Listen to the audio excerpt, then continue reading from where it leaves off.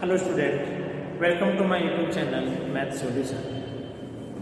आज की इस वीडियो में आपका स्वागत है। हमने जो पिछला वीडियो था उसमें देखा था कि जो समघात में एलजेब्रिक डिफरेंशियल इक्वेशन में जो चेंज होने वाली इक्वेशन है उनके अंदर जो समाकलन होने ज्ञात करने के जो पहला मेथड था आपके पास में नियम नंबर फर्स्ट था वो था आपका निरीक्षण द्वारा। किससे था? आपका निरीक्षण द्वारा अपन क्या निकाल रहे थे, उसका इंटीग्रल फैक्टर निकाल रहे थे और फिर इसका क्या निकाल रहे थे, सॉल्यूशन निकाल रहे थे। अब जो आपका सेकंड मेथड है वो है आपकी, अगर आपकी समघात इक्वेशन है, अगर आपकी होमोजीनियस इक्वेशन है तो उसका इंटीग्रल फैक्टर अपन किस प्रकार से फाइंड करते हैं आपके पास में। तो देखो यहाँ पे कि अगर आपके पास में mdx plus ndy equal 0, mdx plus ndy equal 0 एक, अगर आपके पास में एक समघात है, अवकल समीकरण आपके पास दे रखी है, mdx प्लस ndy एक समघात अवकल समीकरण आपके पास है, तो इसका समाकलन होने क्या करना है, तो इसका समाकलन जो गुणक होगा आपके पास में, समाकलन गुणक यानी कि इंटीग्रल फैक्टर को होगा 1/(mx प्लस ny) आपके पास में क्या होगा आपके पास में 1/(mx प्लस ny), जहां पे आपके पास में क्या होना चाहिए कि mx प्लस ny इक्वल क्या होगा 0 होगा आपके पास में। किस केस में क्या होगा आपके पास में, इसका इंटीग्रल फैक्टर देने के लिए आपके पास में एक मेथड दे दिया।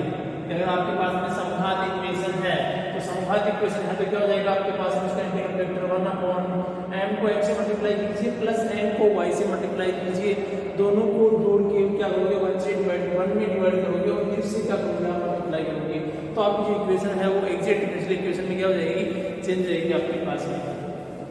कि यहाँ पे देखिए सर नॉट इक्वल है, अगर आपके पास इक्वल 0 आ गया तो केस क्या बन रहा है कि अगर mx प्लस ny इक्वल 0 है, अगर mx प्लस ny अगर इक्वल 0 आ गया तो यहाँ से आपको क्या मिल जाएगा, mx इक्वल माइनस ny या m बटा m बराबर माइनस y अपॉन x। अगर इस ये बनाना ये आपने सोल्व करने के बाद अगर इस नीचे वाले का मान क्या आ रहा है आपके पास में 0, फिर आपको इंटीग्रल फैक्टर लेने की जरूरत नहीं है, इसको सीधा ही क्या कर दोगे आप इसमें m बटे n बराबर क्या रखोगे माइनस y अपॉन x। क्या हो जाएगा आपके पास इक्वेशन जो mdx प्लस इक्वल 0 आपके पास दे रही है, यहाँ से अगर मैं m बटे n लिखता हूँ तो ये dx और ये क्या आ जाएगा dy इक्वल 0 और ये वैल्यू हम करोगे तो minus y upon x dx plus dy।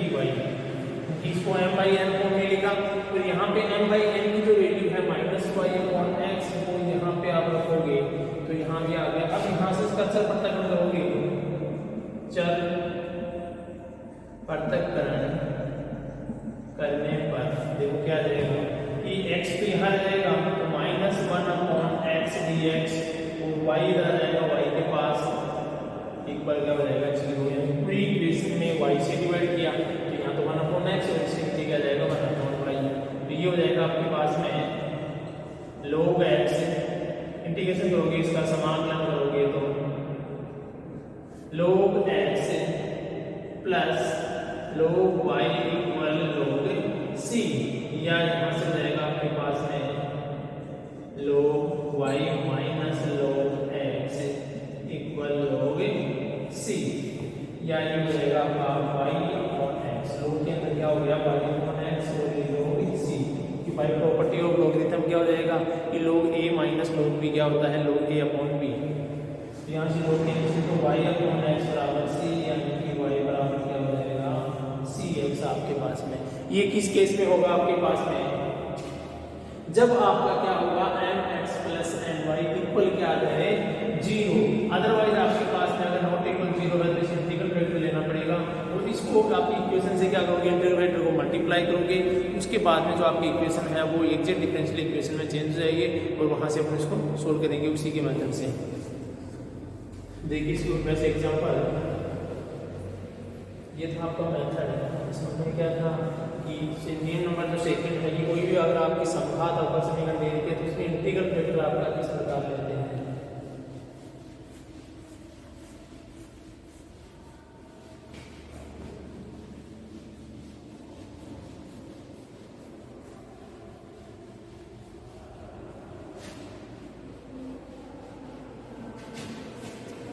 देखिए इसमें क्वेश्चन देते हैं,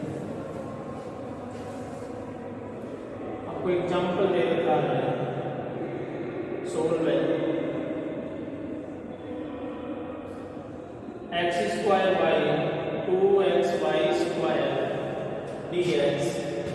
minus x cube 3x² dy equal 0 आपके पास है। जो इक्वेशन आपके पास मैंने लिखी है x² minus 2xy² dx minus x cube minus 3x² dy equal क्या है आपके पास में 0। ये देखिए ये आपका क्वेश्चन दे रखा है आपके पास में, इसको आपको क्या करना है, इस समघात घर से देखो आपके पास दी हुई इक्वेशन है, दी गई समीकरण देखो 2 और 1 कितने हैं 3, तो कितने हो गए आपके पास में 3 घात की अवकल समीकरण है आपके पास में, एक समघात अवकल समीकरण आपके पास में कितने घात की, ये 3 घात की कौन सी है आपके पास में समघात है। तो यहाँ से इसका क्या निकालोगे आप, इंटीग्रल वेक्टर वो क्या आएगा आपका mx प्लस ny, तो यहाँ से 1 अपॉन जो n की वैल्यू है वो कितनी है mdx की, इसकी तुलना अगर आपने mdx प्लस ndy से करोगे तो ये तो n की वैल्यू हो रही है, n की वैल्यू, तो यहाँ से m को मल्टीप्लाई करना है x से, तो ये हो जाएगा x² y² इंटू x, और ये हो जाएगा आपके पास में प्लस, लेकिन यहाँ पे क्या है m की जो वैल्यू है वो नेगेटिव है, तो ये हो जाएगा आपके minus x cube 3x² y क्या जाएगा y आपके पास, लेकिन n की वैल्यू है वो नेगेटिव है, तो यहाँ पे n की वैल्यू आ गई आपके पास में, और इसको आपको मल्टीप्लाई करना है y से, तो आपने क्या कर दिया y से मल्टीप्लाई कर दिया, तो ये क्या हो जाएगा आपके पास में 1 upon x cube y to x² y² minus x cube y और minus minus plus x² y² आपके पास, देखो ये x माइनस हो जाएगा, ये माइनस माइनस प्लस हो जाएगा, और 3x² y², यहाँ से कुछ कैंसिल हो रहा है, ये टर्म आपकी क्या हो जाएगी कैंसिल आउट हो जाएगी यहाँ से, तो ये देखिए माइनस का 2x² और प्लस का 3x² y² है, तो ये क्या बच जाएगा x² y²। देखिए उसी टाइप का लगभग आपके पास में क्या मिला है आपको, समाकलन गुणक है, जो डायरेक्शन मेथड से अपन डायरेक्टली लिखते हैं आपके पास में। अब क्या करोगे, इसी इक्वेशन को क्या करोगे मल्टीप्लाई आपके पास में, तो गिवन इक्वेशन आपके पास दे रखी है वो है आपके पास में, इसको क्या करोगे मल्टीप्लाई, तो क्या हो जाएगा आपके पास में x² y 2xy² dx बटा x² y²,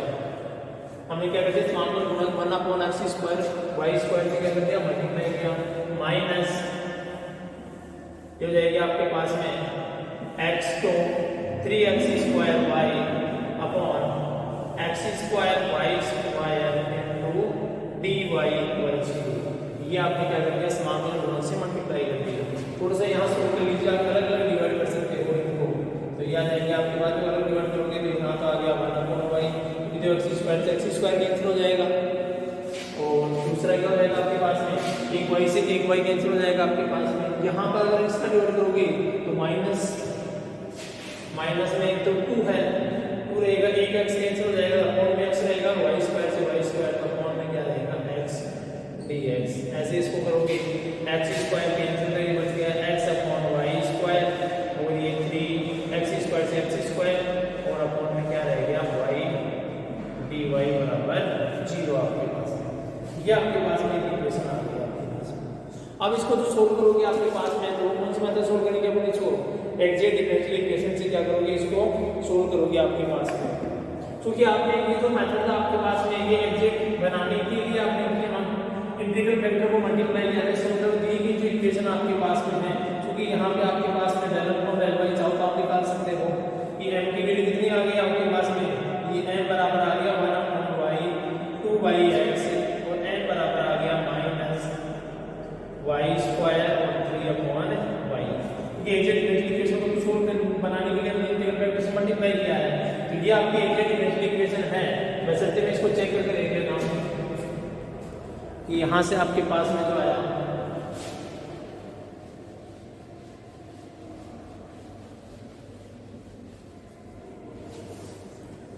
तो यहाँ से निकालोगे आप del M upon del Y, तो माइनस का 1 अपॉन वाई स्क्वायर। इसका करोगे आप देखो एम का वाई के रेस्पेक्ट में, तो ये तो इसी तरह में इसका तो जाएगा 0 और 1 अपॉन वाई का कर जाएगा माइनस 1 अपॉन वाई स्क्वायर। इसी प्रकार आप निकालोगे del N upon del X, तो ये हो जाएगा माइनस एक्स के रेस्पेक्ट में तो 1 अपॉन वाई स्क्वायर, एक्स का 1 हो जाएगा और वाई के रेस्पेक्ट में इसका 0, तो ये भी माइनस 1 अपॉन वाई स्क्वायर। इसका मतलब क्या हो गया, del N upon del y बराबर del N upon del x. क्योंकि ऑलरेडी था आपके पास, हमने चेक कर लिया। अतः दी गई जो इक्वेशन नंबर 2 है आपकी, ये वाली इक्वेशन नंबर 2 आपके पास है, तो दी गई इक्वेशन दो एग्जैक्ट डिफरेंशियल इक्वेशन है आपके पास। क्या देती है कि एग्जैक्ट डिफरेंशियल इक्वेशन है, तो एग्जैक्ट डिफरेंशियल इक्वेशन है तो आप उसी मेथड से क्या करोगे, इसको सोल्व करोगे आपके पास में। सबसे पहले आप क्या फाइंड आउट करोगे, इसके अंदर u ऑफ एक्स वाई, फिर del U upon del Y निकालोगे, फिर n minus del U upon del Y निकालोगे, उसके बाद इसका v ऑफ वाई निकालोगे आपके पास में। देखो कि आपके पास जो इक्वेशन आई वो ये वाली आ गई आपके पास में। अब इसको सोल्व करने के लिए आप